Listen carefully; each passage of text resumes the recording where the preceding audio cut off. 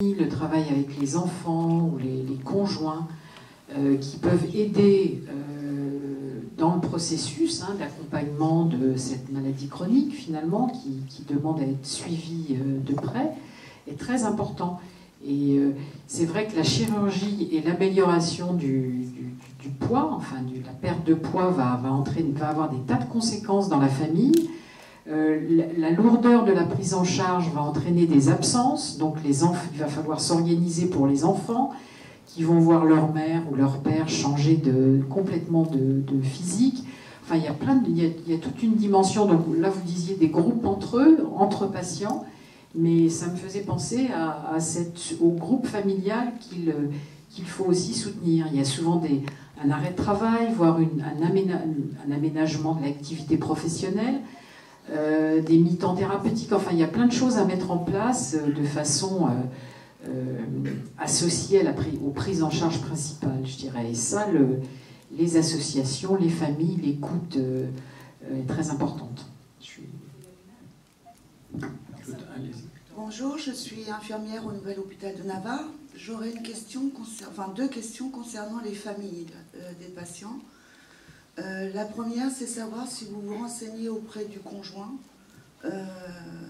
sur justement d'éventuelles pathologies associées. Et la deuxième question, c'est en cas où un conjoint n'est pas d'accord pour l'intervention, comment ça se passe? C'est une bonne question, ça arrive de temps en temps, effectivement. Alors, nous, en général, dans nos consultations, on encourage toujours à ce que la patiente soit accompagnée de son conjoint et inversement. Donc, c'est plutôt monsieur qui accompagne madame en général, statistiquement. Assez fréquemment, les messieurs, les conjoints sont favorables au projet thérapeutique et accompagnent bien. Les quelques difficultés qu'on a eues, c'est plutôt dans l'autre sens, quand il s'agit de faire opérer monsieur. Et que madame est pas chaude du tout. J'ai 2-3 cas en tête, là, où il a fallu vraiment travailler au corps madame pour qu'elle nous laisse toucher à monsieur. J'ai vu une enquête récente montrant que les femmes préféraient les gros. C'est peut-être ça. Oui, riche et en bonne santé et gros, c'est ça. Je voulais juste rebondir sur la demande de côté pratique, quel est le bilan qu'on fait en fonction du type de chirurgie. Sur le site de la Société française de nutrition entérale et parentérale, la SFNEP, on a un document très clair sur, en fonction du type de chirurgie, à quelle fréquence on fait quel type de bilan. Et donc pour le coup, ça répond vraiment aux besoins de la médecine de vie, comment j'organise le bilan, quoi. Ça a été fait pour ça. Alors après, effectivement, il faut diffuser ce genre d'outils, on ne sait pas toujours où aller le chercher. Je vais revenir un instant pendant que le micro descend sur la question des groupes qui est très intéressante. Nous, on a mis en place maintenant depuis 3 ans sur l'hôpital de jour de l'hôpital de la Croix-Rouge à Bois-Guillaume un travail par petits groupes, c'est des groupes de 8-10 patients obèses qui sont tous plus ou moins hyperphages puisqu'on a un biais de recrutement sur cette population-là et qui ont un travail ensemble d'ateliers diététiques, de psychothérapie, alors soit de groupe, soit individuel, de l'activité physique en petits groupes, et c'est extrêmement dynamisant, c'est très très positif effectivement. Ça n'exclut pas, pour certains cas, des besoins éventuellement de TCC individuels, des choses comme ça. Amandine, qui est interne en psychiatrie et qui a une expérience directe de tout ça. Bonjour, moi c'est Amandine Thiou, je suis interne en psychiatrie au Rouvray, donc à Rouen. J'ai eu la chance de passer un an dans le service de Monsieur Deschleuze, en fait, un peu par hasard initialement. Parce que j'étais passée en tant qu'externe dans un service qui m'avait beaucoup plu. Et dans ma formation, en tout cas en psychiatrie à Rouen, j'ai absolument rien sur l'obésité. J'ai très peu de choses sur l'anorexie, la boulimie. Ça se résume au DSM, enfin, c'est assez succinct. Et donc j'ai beaucoup appris dans ce service et j'ai eu la chance de participer au groupe, justement, d'animer ces groupes, d'être formée par un psychiatre qui avait fait une formation de thérapie comportementale et cognitive. Et je me suis formée auprès de Monsieur Delameilleure, qui est professeur à Caen, pour la mindfulness. Et donc j'ai pu animer des groupes avec différents types de patients. Et il y a un travail énorme à faire sur la compassion, sur l'acceptation de soi, sur l'apaisement. Il y a énormément de choses à faire et ça me paraissait absolument nécessaire et complémentaire au reste des thérapies, qu'elles soient médicales, chirurgicales ou autres. Et je regrette vraiment que mes collègues, en tout cas, ne soient pas formés parce qu'ils sont intéressés quand je leur présente. et ne soient pas formés à toutes ces thérapies, à toute cette approche, à ce côté multidisciplinaire que moi j'ai eu parce que j'ai fait ce stage, et que je n'aurais pas eu si j'étais restée vraiment un cursus purement psychiatrique, où d'ailleurs l'obésité n'est absolument pas... moi je travaille là, actuellement dans un service de psychiatrie pure et dure, et les patients obèses, jamais on leur pose cette question. C'est-à-dire pourquoi, qu'est-ce qui s'est passé, etc. C'est comme si c'était presque un peu tabou parfois, comme si c'était trop personnel.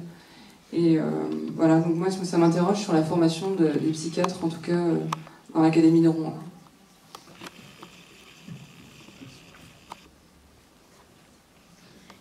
Oui, il y avait une question tout à l'heure concernant ce qu'il y avait des différences entre l'obésité, disons, qui apparaissait dès l'enfance et celle qui était beaucoup plus tardive. Alors, est-ce qu'on devait les prendre en charge de la même manière? Parce que probablement que sur le plan psychologique, les profils ne sont pas du tout les mêmes. Alors, pour rejoindre un petit peu ce type de prise en charge, c'est bien qu'on a décrit des personnalités d'obèses qui, en raison de leur parcours, parce qu'ils sont sujets d'abord à la culpabilité, ils sont l'objet de stigmatisation, le regard des autres, etc. Enfin, il y a tout un parcours d'affects négatifs par lesquels ils passent, et forcément, il y a des remaniements psychologiques, même si ce n'est pas de la pathologie ou des personnalités pathologiques, mais des remaniements psychologiques et psycho-affectifs qui sont très profonds, surtout quand ça commence à la cour de récréation. Alors, est-ce que c'est pris pareil, de la même manière en charge que l'obésité qui apparaît suite à une séparation à 30 ans, 40 ans? Probablement pas. Mais à ma connaissance, pas de travaux. Pas de travaux, en tout cas sur ce type de prise en charge. Il n'y a rien. Tu as raison de souligner le côté poule et l'œuf. Hein. Il y a un phénomène d'interaggravation entre le fait d'être obèse avec toutes les conséquences que tu as mentionnées et le fait d'avoir un trouble anxieux ou dépressif. Hein. Alors après, moi je dis souvent aux études externes qui sont avec moi en consultation, les obèses, ils sont quasiment tous dépressifs. S'ils ne le sont pas au départ, ils le sont à l'arrivée. C'est-à-dire que parfois c'est effectivement, on va dire, le stress traumatique, psychologique, X ou Y, unique ou répété, qui va dérégler un certain nombre de choses et favoriser la dérive du comportement alimentaire et l'obésité. Mais après, de toute façon, le fait d'être obèse et la souffrance, la culpabilité liée à la perte de contrôle chez les hyperphages est vraiment un facteur d'aggravation, d'auto-aggravation des troubles, de la souffrance psychologique au sens large et parfois de troubles vraiment sévères. Et donc c'est un engrenage vertueux qu'on peut essayer de refaire en abordant les deux versants. Et effectivement, on ne renvoie pas le patient à lui dire, et ça s'entend hélas, si vous êtes obèse, c'est de votre faute, il n'y a qu'à moins manger, et il n'y a qu'à pas se laisser aller, parce qu'il y a encore des médecins qui disent ça à des patients obèses, hein, je peux vous assurer que ça existe. Les psychiatres sont des médecins. Et donc, c'est dramatique, parce qu'effectivement, ça culpabilise encore plus un patient qui n'a pas besoin de ça, qui se culpabilise très bien lui-même. Encore des questions, peut-être? On a encore 3 minutes. Allez, Madame Doublet. Là, tu montes, moi je... Bonjour, moi je suis interne en psychiatrie aussi, et là je suis en train de faire ma thèse actuellement sur l'obésité et le trouble bipolaire. Justement, nous partons de l'idée qu'il pourrait y avoir des mécanismes physiopathologiques communs, et en se disant que peut-être le traitement de l'obésité, et en particulier par la chirurgie bariatrique, pourrait améliorer le trouble bipolaire. Donc, je ne sais pas si vous avez dans vos services des expériences de patients bipolaires.